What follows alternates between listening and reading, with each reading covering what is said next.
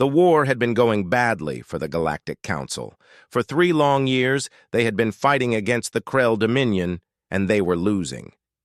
Every month brought news of another fallen world, another destroyed fleet, another billion refugees fleeing into the darkness of space.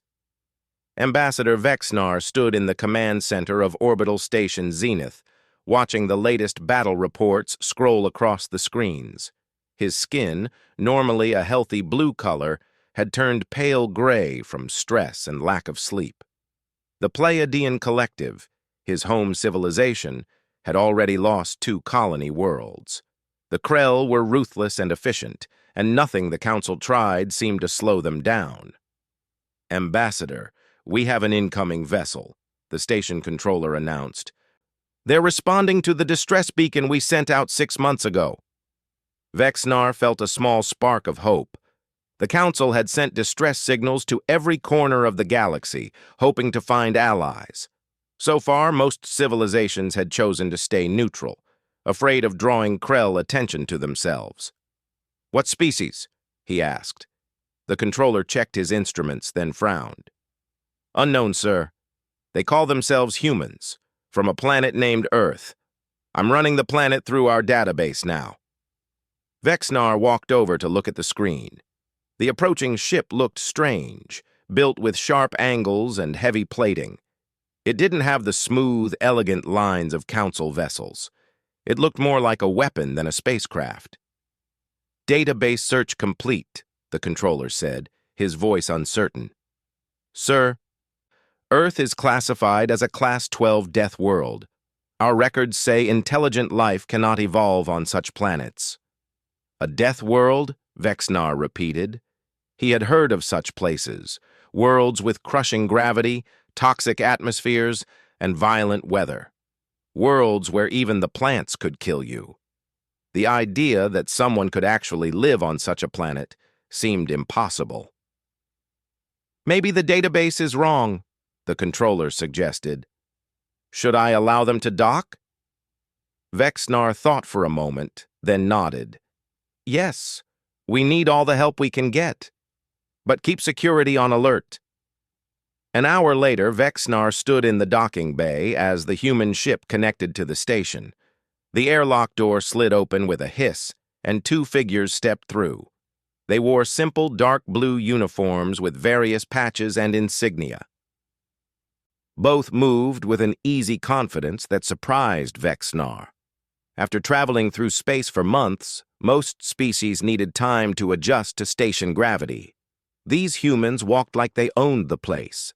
The taller one, a male with short brown hair, stepped forward and extended his hand. "Ambassador Vexnar, I'm Commander Jake Morrison of the Terran Defense Forces. This is Lieutenant Amy Chen, my tactical officer." Vexnar looked at the extended hand, confused for a moment. Then his cultural database provided an explanation. This was a human greeting custom. He reached out and gripped Jake's hand, surprised by the strength in it. "Welcome to Orbital Station Zenith," Vexnar said. "Though I confess, I'm surprised to see you. Our distress beacon was sent to the far reaches of space. Your world must be very distant." "About 40,000 light-years from here," Amy said. Her voice was calm and professional. "We picked up your signal 3 months ago and came as fast as we could." Vexnar led them to the council chamber, where representatives from a dozen different species waited. The room fell silent as the humans entered. Vexnar could see the other ambassadors staring at the newcomers, studying them with curiosity and suspicion. "These are the humans from Earth," Vexnar announced. "They have come in response to our distress call." A ripple of whispers went through the chamber. Senator Corvan of the Centaurian Assembly stood up, his 4 arms gesturing dramatically. "Forgive me, but what exactly can your people offer? How many ships do you have? How many soldiers?" Jake looked at Amy, then back at the senator. "Right now we have 1 ship, the TDS Ranger, currently docked outside. As for soldiers, we have a crew of 200. The chamber erupted in noise. 1 ship, 200 people. It seemed like a joke. Senator Corvan laughed, a harsh barking sound. One ship? The Krell have thousands.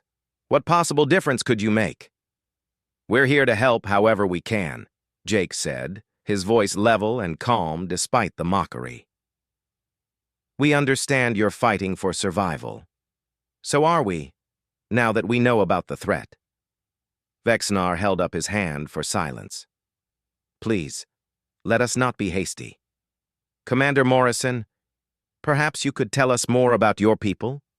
Our database suggests your world is classified as a death world. How is that possible? Jake nodded. Earth is a difficult planet. That's true. Our gravity is heavy. Our weather is violent, and we have a lot of things that can kill you. But humans evolved there. We adapted. We survived. What is your world's gravity? Asked General Zalthos, the fleet commander. About 9.8 meters per second squared, Amy replied. There was a shocked silence. That was more than twice the galactic standard. Most species would be crushed under such gravity. And your atmosphere? Zalthos continued. Nitrogen and oxygen mostly, Jake said. About 21% oxygen. More shocked whispers. Oxygen at that concentration was considered highly flammable and dangerous. Most species breathed much thinner atmospheres. You evolved to breathe fire? Senator Corvan asked, disbelief clear in his voice. We evolved to survive, Amy corrected. Our planet made us tough. We had to be, or we would have died out. Vexnar studied the two humans carefully.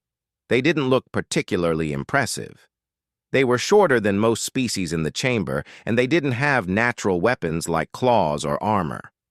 But there was something about the way they carried themselves, a kind of quiet confidence that was unusual. Commander Morrison, Vexnar said slowly, I appreciate that you have come all this way to help us, but you must understand, the Krell are a formidable enemy. They have destroyed entire civilizations. Many of our best warriors have fallen against them. I fear that one ship, no matter how brave its crew, cannot turn the tide of this war. Jake met his eyes directly, something that most species found uncomfortable. Humans, apparently, did not. With respect, Ambassador, you won't know what we can do until you let us try, Jake said. We didn't come here to watch from the sidelines. We came here to fight. Just point us at the enemy. Something in his voice made Vexnar believe him. This human was serious. Despite having only one ship and 200 crew, he was willing to go into battle against an enemy that had crushed entire fleets. Very well, Vexnar said. Fleet Commander Zalthos, please assign the human vessel to your defensive fleet. Let us see what these Deathworlders can do. Zalthos looked like he wanted to argue, but he nodded.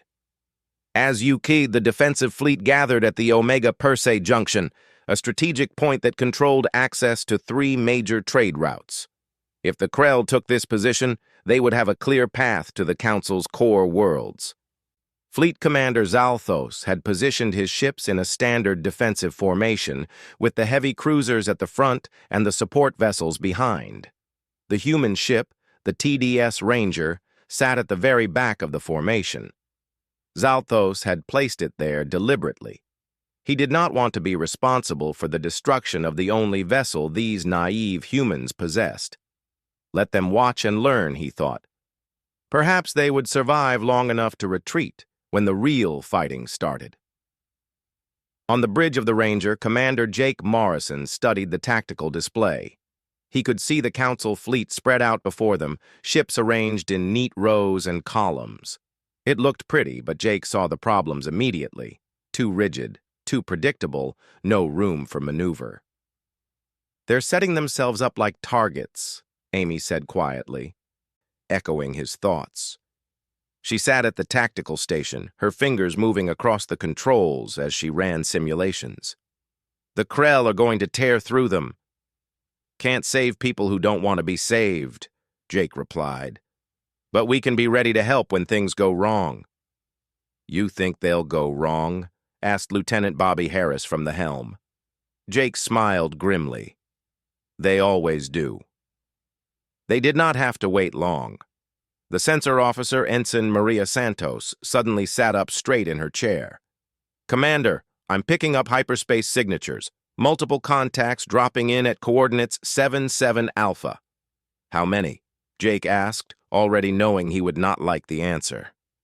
90 vessels, sir. Krell configuration." Jake felt his pulse quicken, that familiar surge of adrenaline before combat. 90 ships against their 40. Not good odds for the Council, but humans had faced worse. "Battle stations," he ordered. "Amy, charge the railguns. Bobby, plot an intercept course for their command ship." "Sir?" Bobby turned in his chair, confused. "We're supposed to stay in the rear guard." "Plans change," Jake said. "Maria, open a channel to the fleet commander." Zalthos's face appeared on the screen, his expression tense. "Commander Morrison, maintain your position. We are engaging the enemy." "With respect, sir, your formation is going to get torn apart," Jake said. "We need to break their attack pattern before they establish firing positions." "You will follow orders," Zalthos snapped. "Remain in position and do not interfere." The channel closed. Jake sighed and looked at his crew. They looked back at him, waiting. They all knew what he was going to do.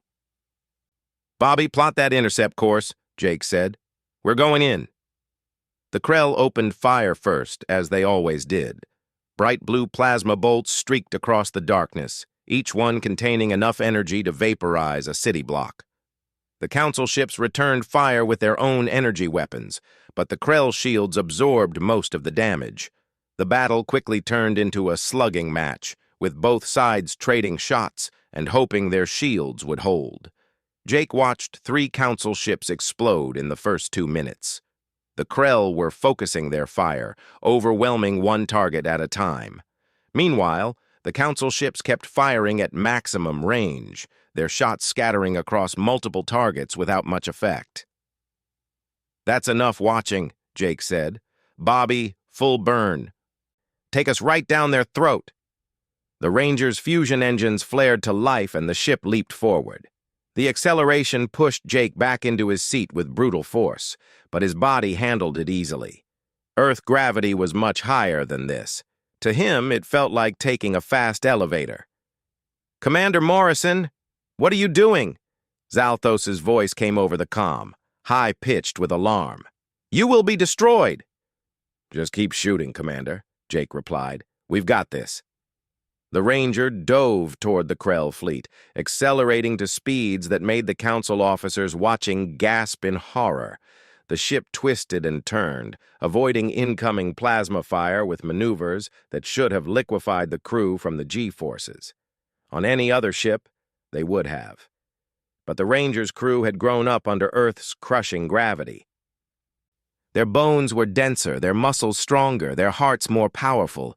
What killed other species was merely uncomfortable for them. "Entering range," Amy announced. "Locking onto their command ship." "Fire when ready," Jake said.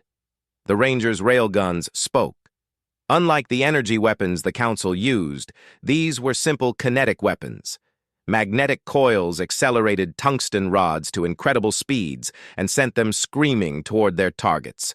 The rods did not glow. They did not make impressive light shows. They were just dense metal moving very, very fast.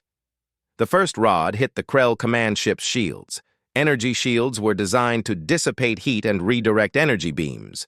They were not designed to stop solid objects moving at relativistic speeds. The rod punched through the shield like it was paper, then tore through the ship's armor, then kept going out the other side.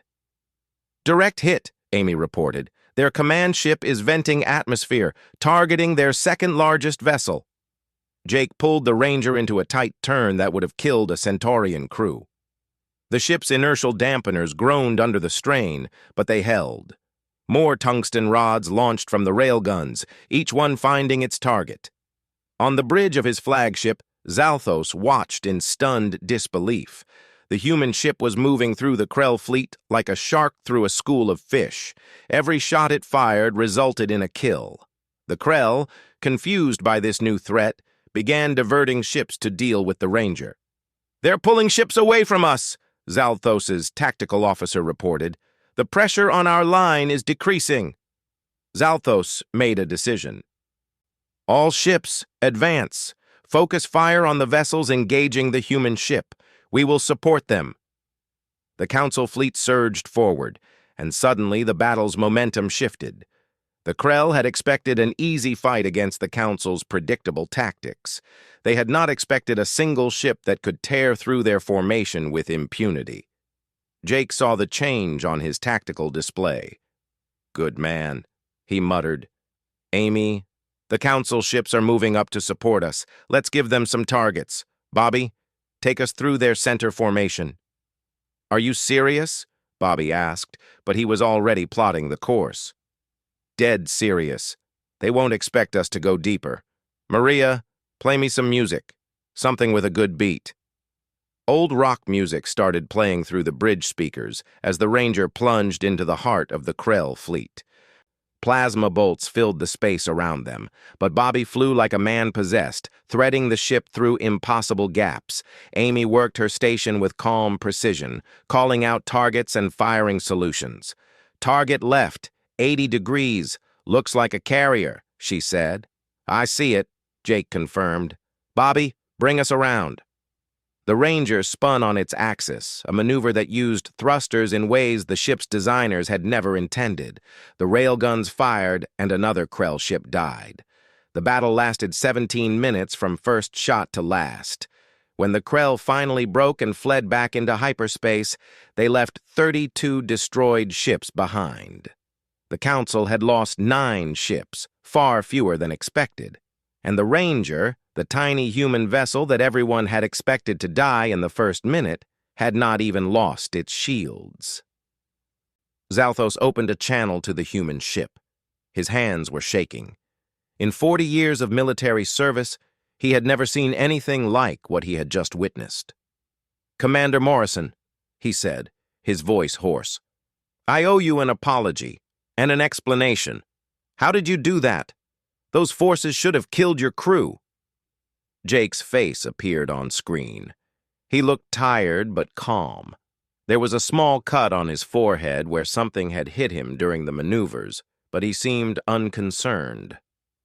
"Earth gravity is a lot stronger than what you're used to," Jake explained. "We train in it from birth. What feels crushing to you feels normal to us. As for the tactics, we had to get creative. Energy weapons are great, but sometimes you just need to hit something really hard with a rock. Well, a really fast rock." "Your weapons," Zalthos said. "They ignore shields. Kinetic energy doesn't care about deflection fields," Amy said, appearing next to Jake on the screen. "Mass times velocity equals 1 dead enemy ship." Zalthos looked at his own tactical officer, who nodded confirmation. Everything the humans said was true. Their primitive-looking weapons were, in fact, devastatingly effective against modern defenses. "We need to talk," Zalthos said. "All of us. The Council needs to understand what you can do, and how we can learn from it." Jake smiled. "Happy to help, Commander. That's why we came." As the battered fleet regrouped and began rescue operations, word of the human ship's performance spread through the Council's communication networks. In one battle, these strange Deathworlders had done what the Council chamber had never been so full. Representatives from every member species crowded into the space, with more watching through video links from their homeworlds. Everyone wanted to understand how the humans had achieved the impossible. Everyone wanted to know if it could be repeated.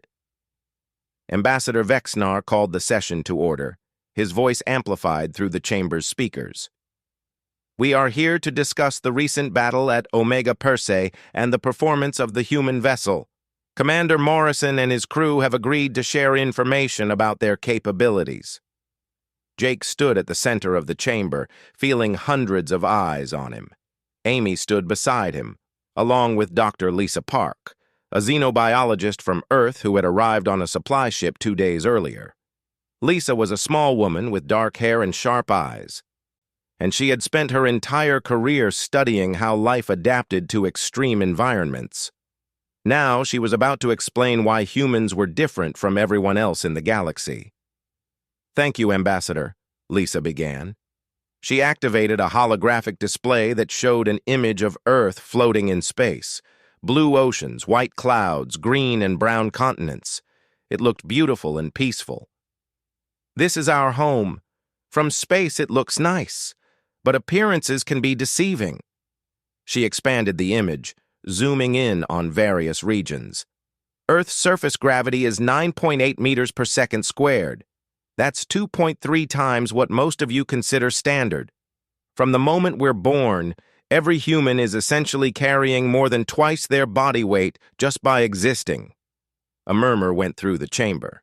Senator Corvan stood up, his forearms crossed, skeptically. "That would cause severe health problems, bone deformation, muscle damage, organ failure."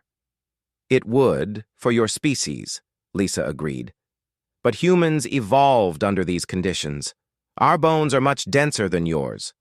Our muscles are stronger relative to our size.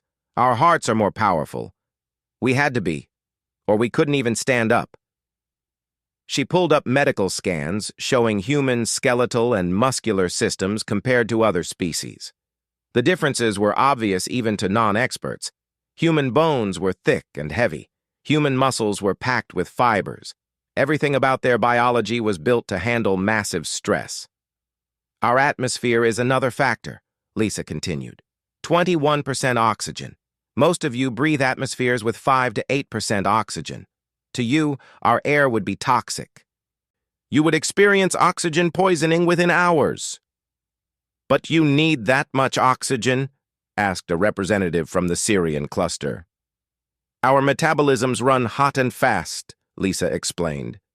"We burn energy quickly, which means we need quick reflexes, rapid healing, and constant food intake.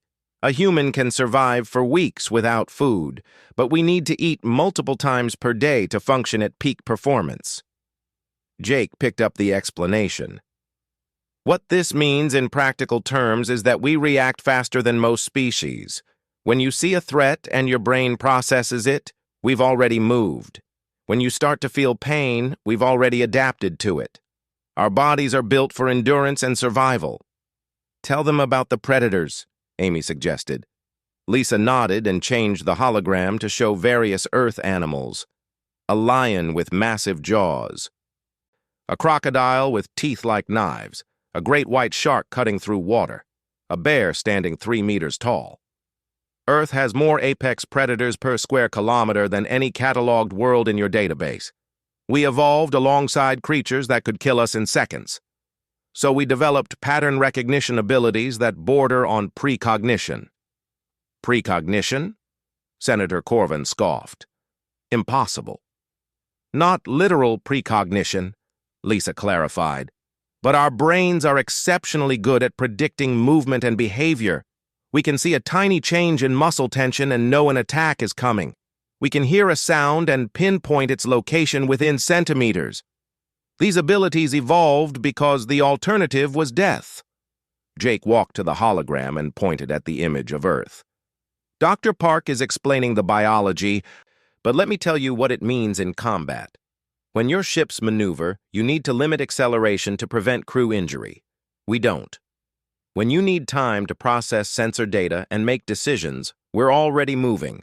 When you try to predict enemy movements, we've already seen the pattern and planned 3 moves ahead."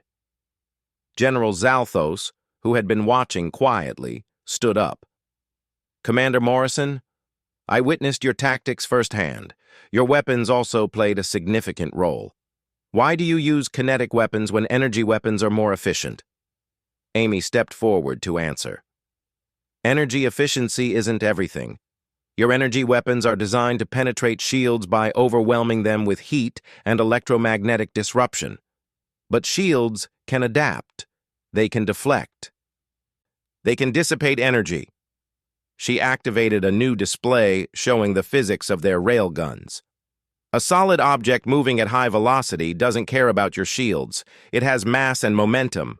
When it hits a shield, the shield tries to stop it. But shields are designed for energy, not matter. The projectile punches through and keeps going." But the energy requirements, protested an engineer from the Andromedan Navy. To accelerate a projectile to those speeds requires enormous power. Yes, Amy agreed, which is why our ships have larger power plants than yours. We needed them anyway, for the higher gravity on our vessels. It was a simple matter to route that power to weapons. Commander Kyle Stevens, the Ranger's chief engineer, joined the presentation. He was a big man with graying hair and hands scarred from years of working with machinery. Let me talk about our ships. You build for elegance and efficiency. We build for durability and power. The Ranger has triple redundant systems for everything critical. If one system fails, 2 backups take over immediately. That must make your ships very heavy, noted a Pleiadian ship designer. They are, Kyle admitted. But remember, we're used to heavy. Our ships have internal gravity set to Earth standard, which is more than twice what you use. So we built everything to handle that stress. It makes our ships tougher, harder to destroy. The questions came rapid fire after that. How did humans handle the psychological stress of combat? How did they train? What were their casualty rates during training? Could other species learn human tactics? Lisa answered most of the medical questions. Humans have high stress tolerance because stress is our natural state. We evolved in an environment that was constantly trying to kill us. We developed psychological resilience as a survival mechanism. What you experience as overwhelming fear, we experience as heightened alertness. As for training, Jake added, we train hard because we have to. Our military academies have dropout rates above 50%, not because the training is unnecessarily harsh, but because combat is harsh. We prepare people for reality, not for what we wish reality was. Senator Corvan had been quiet for a while, but now he stood again. I have a question that may seem rude, but I must ask it. You say your world is constantly trying to kill you. You say you evolved alongside deadly predators and in crushing gravity.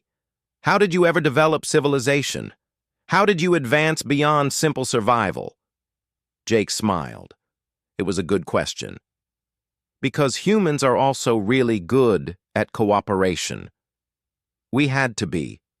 A single human can't take down a mammoth or fight off a pack of wolves, but a group of humans working together can do almost anything. We learned to communicate, to plan, to share knowledge. Our harsh world didn't just make us tough. It made us smart and social. We also never give up, Amy said quietly. It's part of our psychology. When things get difficult, when the situation seems hopeless, humans have this tendency to keep fighting anyway. We call it stubbornness. We call it determination. Whatever you call it, it means we don't quit. The session continued for hours, with demonstrations of human reaction times, strength comparisons, and tactical simulations. By the end, even the skeptics had to admit that humans were genuinely different.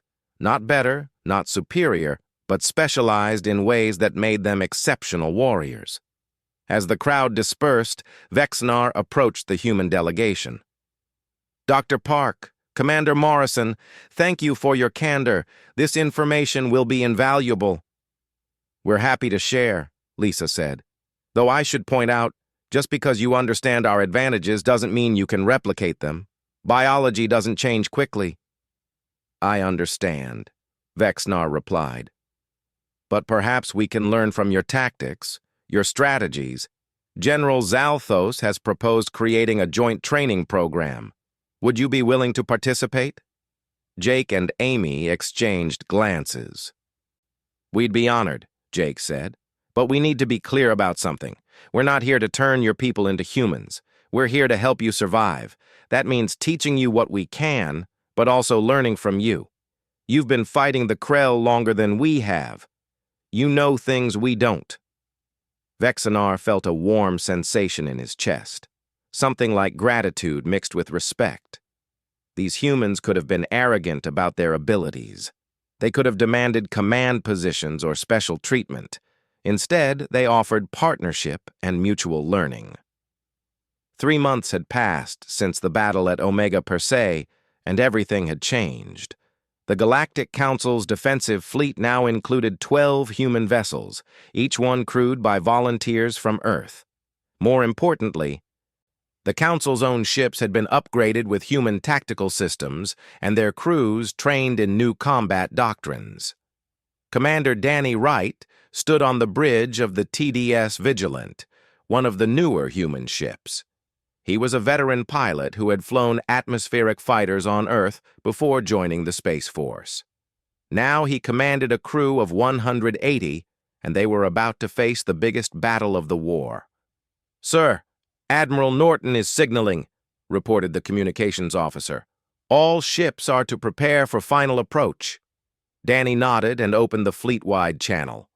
Admiral Gregory Norton commanded the entire joint force from the Ranger, which had been upgraded and designated as the flagship. "All vessels, this is Admiral Norton. In 5 minutes, we jump to the Helix Nebula. Our mission is simple but not easy. The Krell have surrounded the sanctuary worlds. 5 billion civilians are trapped there, running out of food and medical supplies. We're going to break that siege." The channel filled with acknowledgments from dozens of ships. The joint fleet was the largest force the Council had ever assembled. 40 human vessels working alongside 200 Council ships. It was an impressive sight, but Danny knew the Krell would have even more ships waiting for them. "How are our Council friends doing?" Danny asked his tactical officer, Lieutenant Nicole Harper. Nicole checked her displays. "They're holding formation well. The training is paying off. They're actually starting to think like us." "Let's hope they remember their lessons when the shooting starts," Danny replied. The past 3 months had been intense. Human instructors had spread throughout the Council fleet, teaching new tactics and strategies. The key lesson was simple: stop fighting like you're trying to minimize losses and start fighting like you're trying to win. It was a hard mental shift for species that valued every life highly. But the Krell didn't care about Council values, and the only way to save lives in the long run was to be more aggressive in the short term. 30 seconds to jump," the navigation officer announced. Danny settled into his command chair and activated his restraints. Even with improved inertial dampeners, the upcoming battle would involve forces that could throw people around like toys. "All hands, secure for combat. Weapons free on emergence. Execute plan Hammerhead on my mark." The universe twisted as the fleet jumped to hyperspace, then snapped back into normal space at the Helix Nebula. Instantly, the sensors lit up with contacts. The Krell had surrounded the sanctuary worlds with a massive fleet, hundreds of vessels forming a blockade that prevented any ships from landing or taking off. "Contact count is over 400, Nicole reported, her voice steady despite the numbers. "They've got us outnumbered 2-1. "Then it's a fair fight," Danny said with a grim smile. "Admiral Norton, this is Vigilant. We have the count, awaiting your command." "All ships, this is Norton." The Admiral's voice came through clearly. "They know we're here. They're going to come at us with everything they've got. We're not going to let them. Remember your training, trust your wingmates, and show these Krell why you don't mess with Deathworlders and their friends." "Execute plan Hammerhead. All units, break and attack." The carefully organized fleet suddenly dissolved into chaos, or what looked like chaos to the Krell. The human vessels broke into small groups of 3 or 4 ships, each group picking its own vector and attacking from a different angle. The Council ships, after months of training, followed the same pattern. Instead of one big target, the Krell now faced dozens of small, fast-moving threats coming from every direction. The Krell tried to respond with their standard tactics, forming firing lines and concentrating their weapons. But the human-led groups didn't cooperate. They dodged, weaved, and refused to stay in one place long enough to be hit effectively. Danny led his group, which included 2 Council cruisers, on a high-angle approach toward the Krell left flank.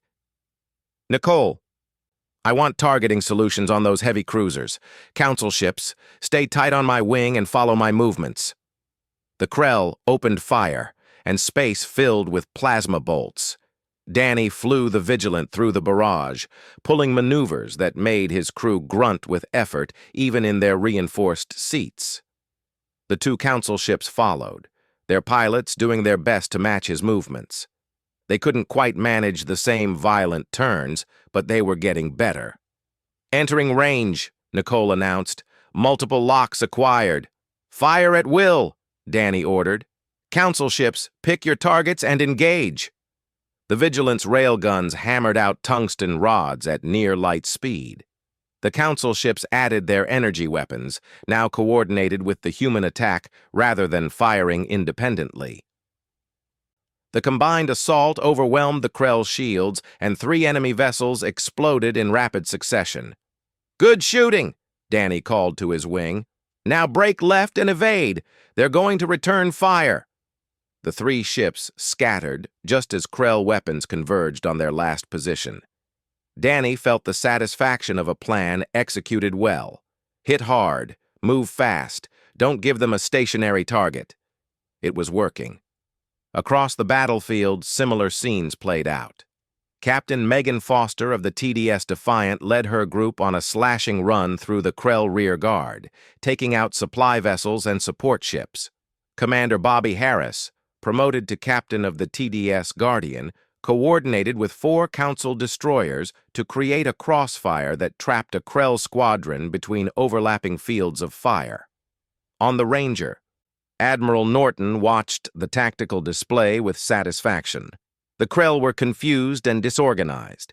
They kept trying to form coherent defensive positions, but the human-led groups refused to engage them on those terms. It was like watching a pack of wolves hunting buffalo. Separate, strike, withdraw, regroup, strike again from a different angle. "Sir, the Krell command ship is attempting to reorganize their fleet," reported the sensor officer. "They're pulling ships back to form a defensive sphere." "Not if I can help it," Norton muttered. "Communications. Signal all group leaders. Execute Plan Broken Arrow. We're going for their command structure." Plan Broken Arrow was simple, but dangerous. Every human group would simultaneously assault the Krell command ships, forcing them to defend themselves rather than coordinate their fleet. It meant flying into the teeth of the Krell defenses, but it would shatter their ability to organize. Danny received the signal and grinned. "All ships, form up on me. We're going deep. Stay close and keep shooting." The Vigilant accelerated toward the center of the Krell formation, with its Council escorts struggling to match speed. Plasma fire intensified as the Krell realized what was happening. Ships on all sides were making suicide runs at their command vessels, except they weren't suicide runs, not with humans flying them. Danny threw the Vigilant into a corkscrew pattern, spiraling through incoming fire with centimeters to spare. His targeting computer screamed warnings about missile locks, but Nicole calmly shot down each missile with point defense systems. The Council ships took some hits, their shields flaring, but they held formation. "There!" Danny pointed at the tactical display. "That big one with all the antenna arrays. That's a command ship. Nicole, everything we've got. Right down their throat." The Vigilant opened fire with every weapon system it had. Railguns, missiles, laser point defense turned into offensive weapons. Everything. The concentrated firepower punched through the Krell ship's shields and tore into its hull. Explosions blossomed along its length as ammunition stores and fuel tanks detonated. "Command ship destroyed," Nicole reported. "Multiple secondary explosions." "Good. Find me another one."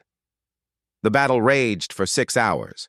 It was brutal, exhausting work. Ships on both sides were destroyed. Good people died, but slowly, inexorably, the tide turned. The Krell could not adapt to the human tactics fast enough. Their commanders kept trying to impose order, but the human-led forces refused to cooperate with their plans. Finally, the Krell broke. Their remaining ships, less than half their starting strength, jumped to hyperspace and fled. The sanctuary worlds were free. Danny slumped in his chair, suddenly feeling the weight of exhaustion. His crew looked equally tired, but they were smiling. They had done it. They had won. "Damage report," he said. We took some hits, but nothing critical, Nicole replied. Shields are down to 30%. Port railgun is offline. We'll need repairs, but we can fly. What about our council escorts? Both still operational. One lost shields completely, but the hull is intact. They're requesting permission to dock with us for emergency repairs. 4 months after the liberation of the Sanctuary Worlds, the Krell Dominion sent a message to the Galactic Council. They wanted to discuss peace terms. The message was brief and formal, but everyone understood what it meant.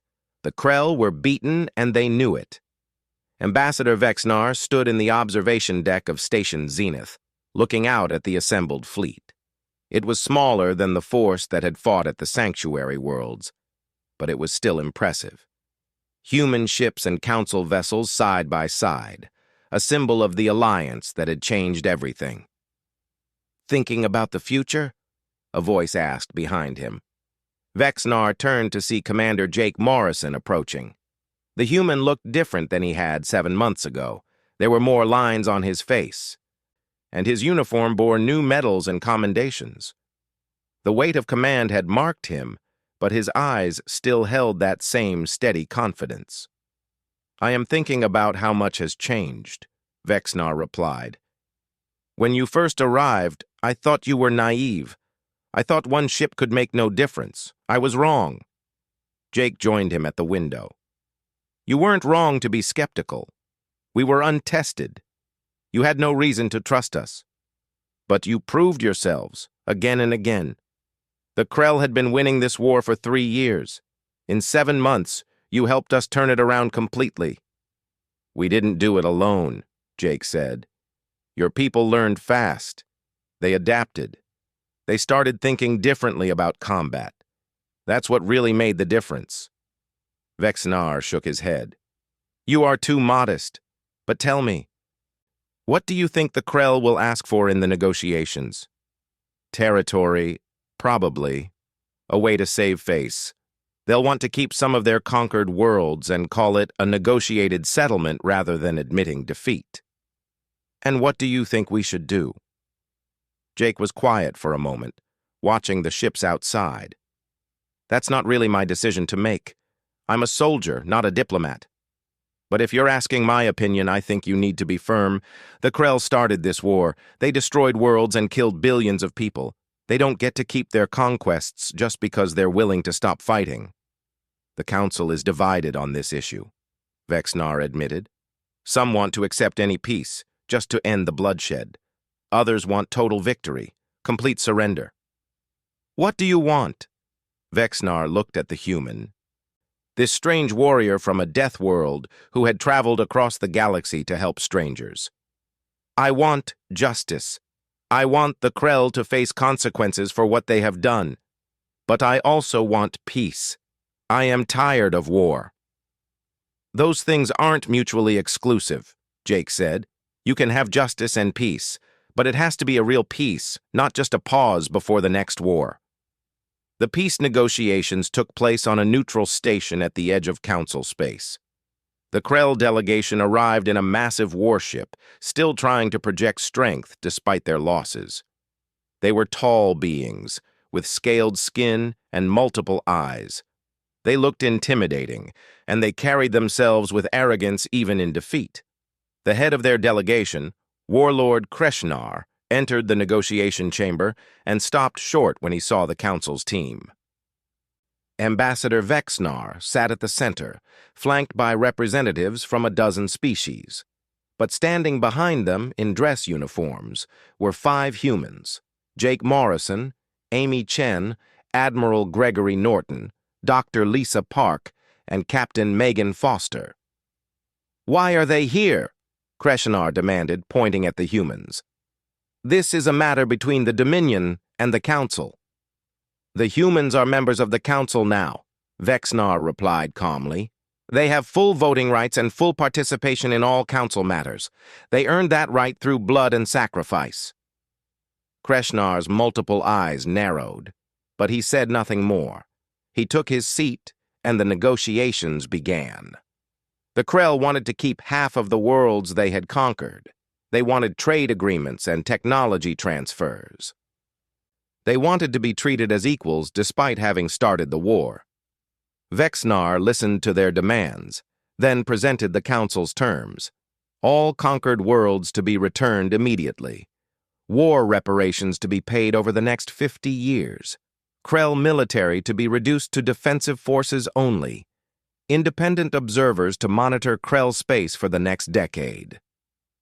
These terms are unacceptable, Kreshinar said, his voice sharp. The Dominion will not be treated like defeated criminals. Then you should not have acted like criminals, Vexnar replied. You invaded peaceful worlds. You killed billions. You started this war. These are the consequences. We still have forces, Kreshinar threatened. We can continue fighting. Admiral Norton spoke for the first time, his voice cold and hard. Go ahead. We'll just beat you again. Except this time we won't stop at pushing you back. This time we'll come for your home worlds. We'll show you what it really means to face Deathworlders in combat. The room fell silent. Kreshinar stared at the human admiral, and for the first time, Vexnar saw something in the Krell leader's eyes. Fear.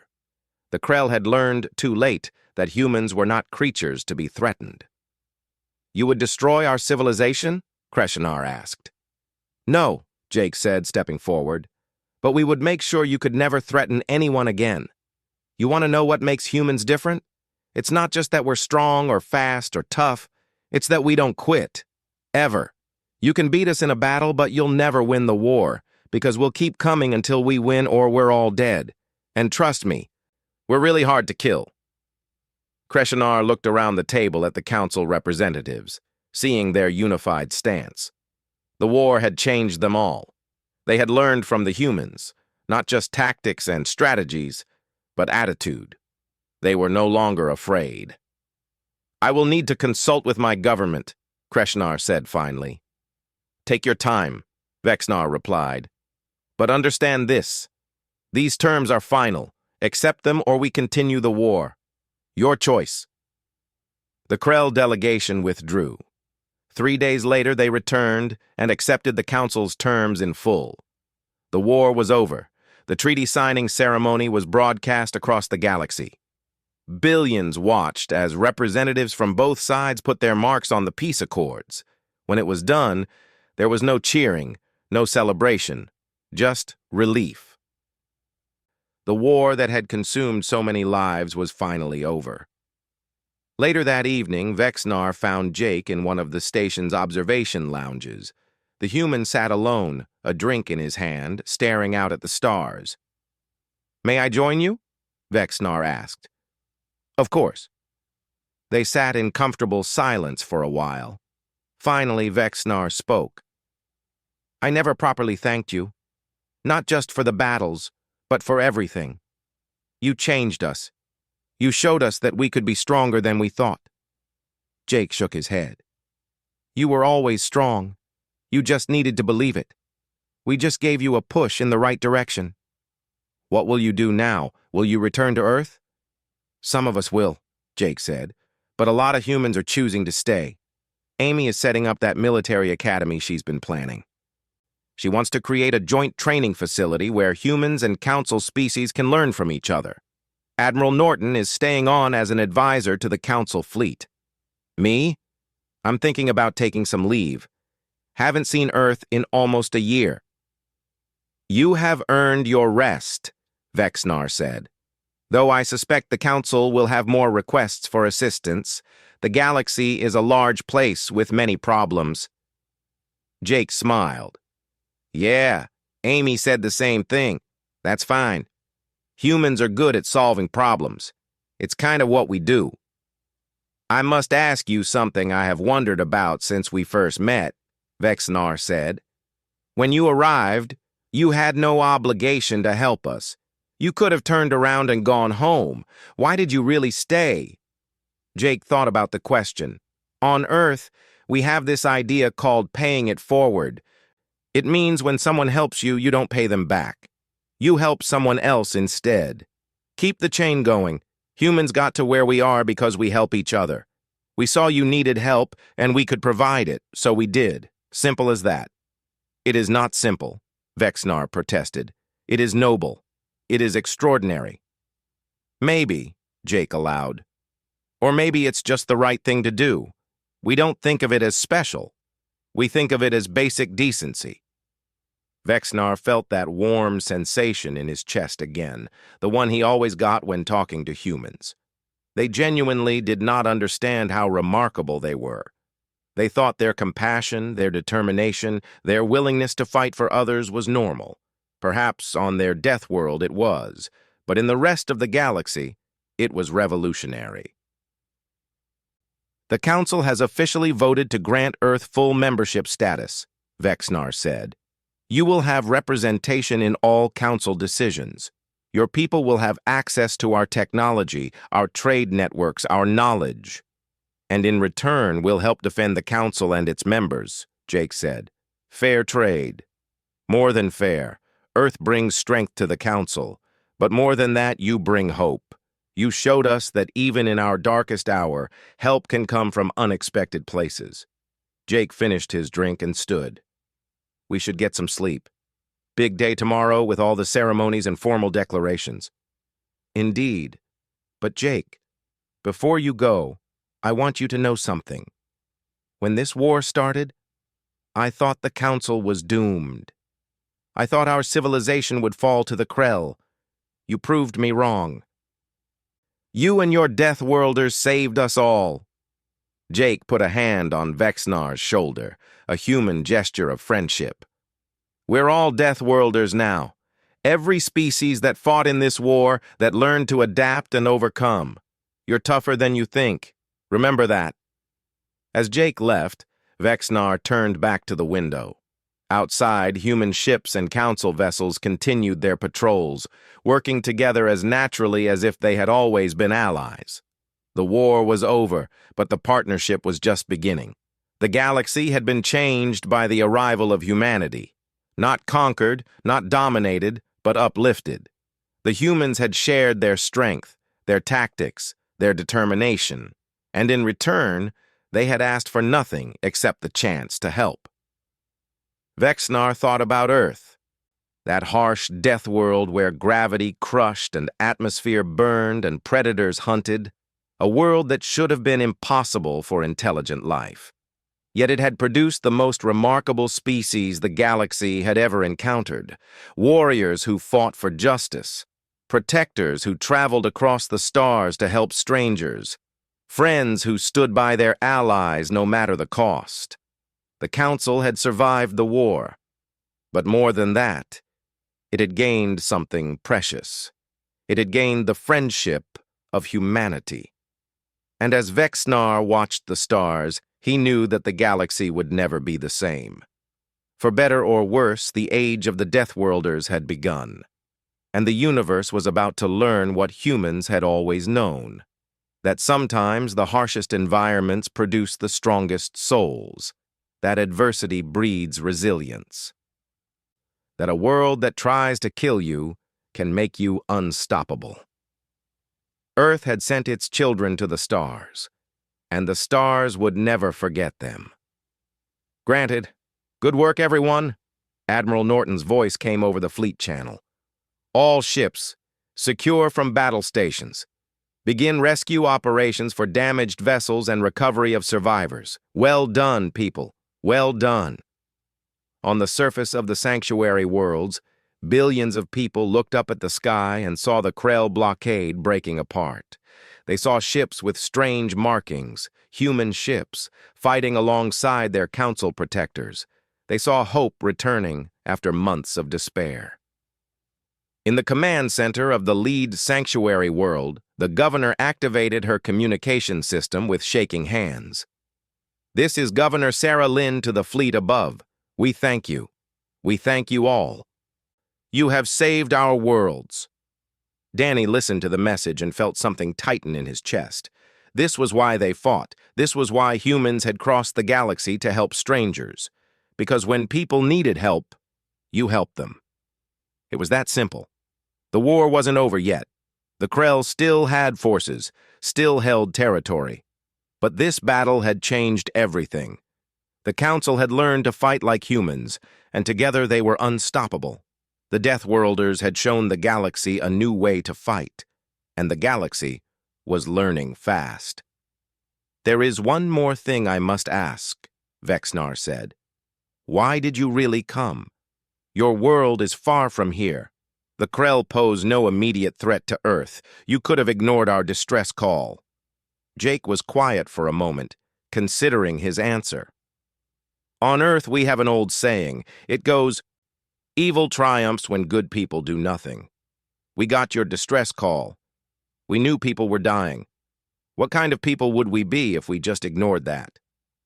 "But you risked everything," Vexnar pressed. "One ship, 200 lives, coming to fight a war that wasn't yours." "It became our war the moment we learned about it," Amy said firmly. "That's how humans think. We see someone who needs help.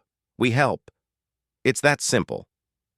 Vexnar realized then that the humans' greatest strength wasn't their gravity or their weapons or their reaction times.